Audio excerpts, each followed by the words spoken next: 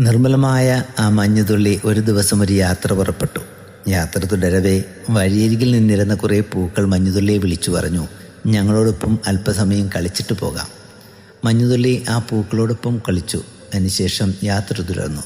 കുറേ ദൂരം പിന്നിട്ടപ്പോൾ കുറേ പന്നിക്കുഞ്ഞുങ്ങൾ കളിക്കുന്നുണ്ടായിരുന്നു. പന്നിക്കുഞ്ഞുങ്ങളും മഞ്ഞുതുള്ളിയെ വിളിച്ചു, ഞങ്ങളോടൊപ്പം അല്പസമയം കളിക്കുക. അങ്ങനെ മഞ്ഞുതുള്ളി ആ പന്നിക്കുഞ്ഞുങ്ങളോടൊപ്പം കുറേ നേരം കളിച്ചതിന് ശേഷം ഈ യാത്ര തുടർന്നു. കുറേ കഴിഞ്ഞപ്പോൾ ചെളിവെള്ളം പേറുന്ന ഒരു കാട്ടരുവി ഒഴുകുന്നുണ്ടായിരുന്നു. കാട്ടരുവിയും മഞ്ഞുതുള്ളിയെ വിളിച്ചു, എന്നോടൊപ്പം കുറച്ച് സമയം കളിക്കാമോ? അങ്ങനെ മഞ്ഞുതുള്ളി ആ ചെളിവെള്ളത്തിലും കുറേയധികം നേരം കളിച്ചു. അങ്ങനെ അതാകെ വൃത്തികേടായി. യാത്ര തുടരവേ എതിരെ വരുന്ന മറ്റൊരു മഞ്ഞുതുള്ളിയെ ഈ മഞ്ഞുതുള്ളി കണ്ടു.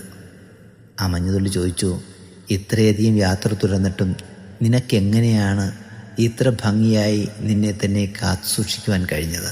എതിരെ വന്ന ആ മഞ്ഞുതുള്ളി പറഞ്ഞു, ഞാനും യാത്ര ചെയ്തപ്പോൾ വഴിയരികിൽ ഒത്തിരി പേർ എന്നെയും കൂടെ കളിക്കുവാനായി ക്ഷണിച്ചിരുന്നു. പൂക്കളും പന്നിക്കുഞ്ഞുങ്ങളും ചെളിവെള്ളവുമൊക്കെ എന്നെ വിളിച്ചിരുന്നു. എന്നാൽ അവയോടൊപ്പം കളിച്ചു കഴിഞ്ഞാൽ എന്നിലെ നൈർമല്യം നഷ്ടപ്പെടും എന്ന ബോധ്യം എനിക്കുണ്ടായിരുന്നതിനാൽ ഞാൻ അവരുടെ വിളികൾക്കൊന്നും ചെവി കൊടുത്തില്ല. പ്രിയരെ, ഇതൊരു ജീവിത യാഥാർത്ഥ്യമാണ്. ജീവിതയാത്ര മുന്നോട്ട് പോകുമ്പോൾ നമ്മുടെ ജീവിതത്തിലെ നന്മയും നൈർമല്യവും നഷ്ടപ്പെടുത്തുവാൻ ഒത്തിരി പേർ വഴിയരികിൽ കാത്തു നിൽപ്പുണ്ടാവാം.